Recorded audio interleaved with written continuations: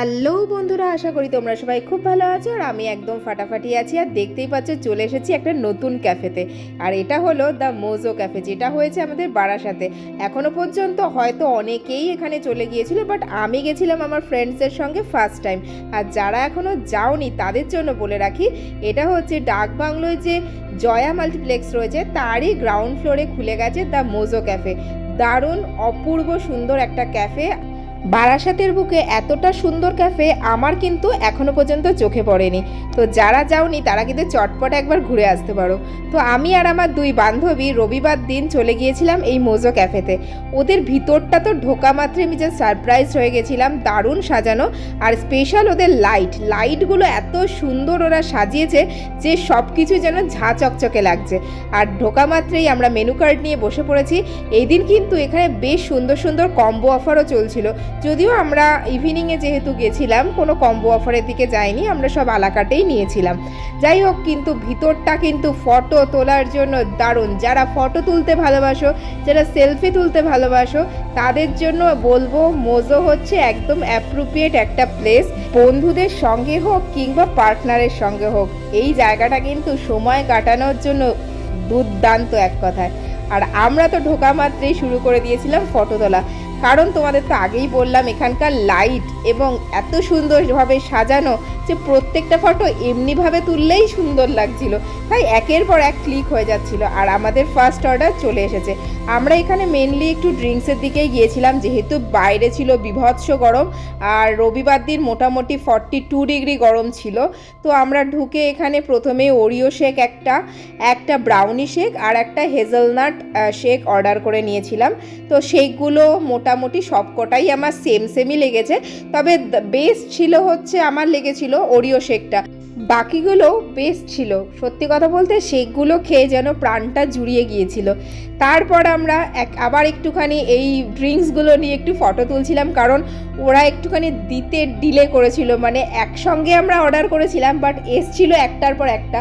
ওরা বলছিল ম্যাম যেহেতু 3টে ফ্লেভার 3 রকমের, তাই জন্য একটু বানাতে সময় লাগছে।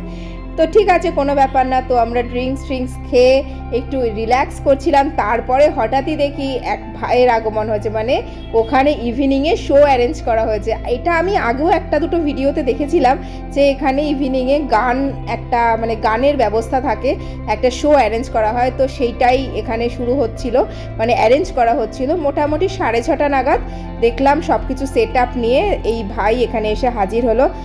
এনার গলা সত্যি কথা বলতে ওই অ্যাটমসফিয়ারের সঙ্গে দারুণ লাগছিল। ওনাকে আমরাও বেশ কিছু গান রিকোয়েস্ট করেছিলাম, সেই গানগুলোও উনি করেছিলেন এবং ওনার যে প্লে লিস্ট ছিল সেই অনুযায়ীও উনি গান করছিলেন। তো একের পর এক গান শুনতে শুনতে সময়ের দিকে সত্যি কথা বলতে খেয়ালই ছিল না। তারপরে আমরা অর্ডার করে নিয়েছিলাম কিছু স্ন্যাক্স, কারণ খালি হাতে কতক্ষণই বা বসে থাকা যায়। তো এসে গেছে আমাদের কুরকুরে চিকেন মোমো, যেটার সঙ্গে আমরা একটু এক্সপেক্ট করেছিলাম ঝাল চাটনি দেবে বা একটু স্যুপ দেবে, বাট কোনোটাই দেয়নি। কিন্তু টেস্ট ভালোই ছিল, খারাপ ছিল না। বাট আমরা মোমোর সঙ্গে তো একটু এক্সপেক্ট করি যে একটু স্যুপ আসবে বা একটা ঝাল চাটনি আসবে, সেইগুলো এখানে কিছুই সার্ভ করা হয়েছিল না। মোমোগুলো এমনিই দেওয়া হয়েছিল, তার ওপরে কিছু একটা ডিপ দিয়ে দেওয়া হয়েছিল, যেটা আলাদা করে আমার কাছে কোনো টেস্ট লাগেনি। বাট অল টোটাল মোমোগুলো খেতে ভালো ছিল। 6 পিস দিয়েছিল, দাম অনুযায়ী ঠিকঠাকই ছিল। তার সঙ্গে একটা ভার্জিন মোহিতো অর্ডার করা হয়েছিল শেষে, আর একটা অর্ডার করা হয়েছিল সেটা হচ্ছে ক্রিস্পি চিকেন। এখানেও আমাদের একটু বুঝতে ভুল হয়েছিল। আমরা ক্রিস্পি চিকেন মিন্স আমরা ভেবেছিলাম হয়তো KFC স্টাইল কিছু আসবে, বাট সেটা ছিল চিলি চিকেন স্টাইলের মতো, কিছুটা ড্রাই আর শ্রেডেড। যাই হোক, অল টোটাল খাবার দাবার বেশ ভালোই ছিল, কোনোটাই এমন নয় যে খাওয়া যাচ্ছে না। সবকটাই আমার পার্সোনালি বা আমার বন্ধুদের প্রত্যেকেরই ভালো লেগেছে। খাবার নো ডাউট খুবই টেস্টি ছিল। আর ওখানকার যারা মানে বিলিং সেকশনে ছিলেন বা যারা সার্ভ করছিলেন, প্রত্যেকের বিহেভিয়ার টু গুড ছিল। খুব ভালো ব্যবহার ছিল। বারবার এসে ওনারা জিজ্ঞেস করছিলেন আর কিছু লাগবে কিনা বা আর কিছু প্রবলেম হচ্ছে কিনা। বাট সত্যি কথা বলতে ভিতরের ব্যবস্থাপনা সত্যি আমার খুব ভালো লেগেছে। আর তোমরা দেখতেই পাচ্ছ, দেখতে দেখতে কিন্তু বেশ ভিড় হয়ে গিয়েছে। আর আমাদেরও ঘড়ির কাঁটা বলছে শেষ সময়, এবার তো চলো বাড়ির দিকে। তো বেরিয়ে পড়েছি আমরা ওখান থেকে।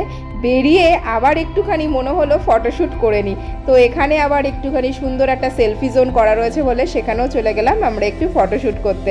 এখানে যা যা হয় বন্ধুদের সঙ্গে তো আমরা মানে এতটা টাইম স্পেন্ড করার এখন আর সুযোগ পাই না। যখন সুযোগটা পাই তখন যেন নিমেষের মধ্যে সময়টা আমাদের কেটে যায়, মনে হয় যেন এই তো জাস্ট আসলাম, এই তো দেখা হলো, এর মধ্যে এতটা সময় কেটে গেল। এমনি সময়গুলো যেন কাটতেই যায় না, কিন্তু এই সময়গুলো যখন ছোটোবেলার বন্ধুদের সঙ্গে দেখা হয় তখন যেন নিমেষের মধ্যে সময়গুলো যেন কোথায় হাওয়ার সঙ্গে মিলিয়ে যায়। তোমাদের কাদের কাদের এরকম হয় অবশ্যই আমাকে কিন্তু কমেন্ট বক্সে জানিও। তো অল টোটাল আমাদের রবিবারের ইভিনিংটা সত্যি খুব ভালো কাটলো। আর এরা দুইজন হচ্ছে আমার ছোটোবেলার বন্ধু, মানে আমার স্কুল ফ্রেন্ড। মানে আমাদের হয়তো দেখা হয় নাই বললেই চলে, কিন্তু ফোনে যোগাযোগ হয়, হোয়াটসঅ্যাপ, ফেসবুক এইসবের মাধ্যমেই যোগাযোগ থাকে। আর যখনই সুযোগ পাই চেষ্টা করি, সবাই সবার লাইফে বিজি, যখনই সুযোগ পাই চেষ্টা করি সবাই মিট আপ করার। তবে এখানে আরেকজন মিসিং আছে, আমরা 4 জনের গ্রুপ। ঋতুপর্ণা আমাদের ছোটোবেলার বন্ধু, আমরা সব একই স্কুলের স্টুডেন্ট, তো ওকে আমরা খুব মিস করেছি বিকজ ও নিজের কিছু পার্সোনাল প্রবলেমের জন্য আসতে পারেনি। নেক্সট টাইম আমরা 4 জন একসঙ্গে আড্ডা দেবো, আর সেই ভিডিও তোমাদের সামনে অবশ্যই আমি তুলে ধরবো। তো এইভাবেই আমাদের একটা সুন্দর সন্ধ্যা সেই ছোটোবেলার দিনগুলোতে ফিরে গিয়ে কাটিয়ে দিলাম। সত্যি কথা বলতে এই সব মোমেন্টগুলো না মানে কি বলবো, তোমাদের হয় কি না জানি না, আমার কাছে অ্যাজ এ চার্জের মতো কাজ করে, মানে লাইফটা যেন বুস্ট হয়ে যায়। এই সব বন্ধুদের সঙ্গে হয়তো 24 ঘন্টার মধ্যে হয়তো খুব বেশি হলে 2 ঘন্টাই কাটিয়েছি, বাট এই 2 ঘন্টা আমাদের একেবারে লাইফটাকে বুস্ট করে দেয়, একদম চার্জ করে দেয়, যাতে বাকি দিনগুলো আমরা যেন খুব ভালোভাবে কাটাতে পারি। তো এইভাবেই আমাদের সন্ধ্যা কেটে গেল। এরপর আমরা চলে গেলাম বাইরের দিকে, যে যার মতো বাড়িতে যাব, কারণ ঘড়ির কাঁটা অলরেডি তখন 8টার ঘরে, বাড়ি যেতে দেরি হয়ে যাবে। একজন যাবে চাঁদপাড়া, একজন মধ্যমগ্রাম, আর আমি তো যাব বারাসাতে।